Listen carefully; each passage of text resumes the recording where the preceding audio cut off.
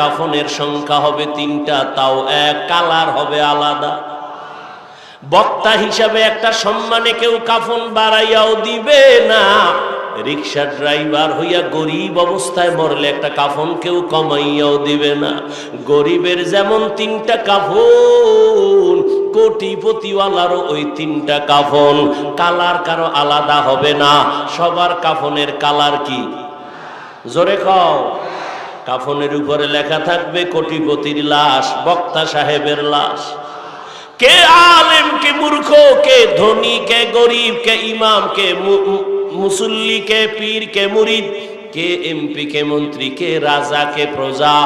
যতই ভাব দেখাই আমি আজ বড় বক্তা, তুমি ভাব দেখাও বড় টাকাওয়ালা, ক্ষমতাওয়ালা, যতই ভাব দেখাই না কেন, যেদিন সাদা কাফনে ঢুকবি ওই দিন সব বাহাদুরি শেষ হয়ে যাবে।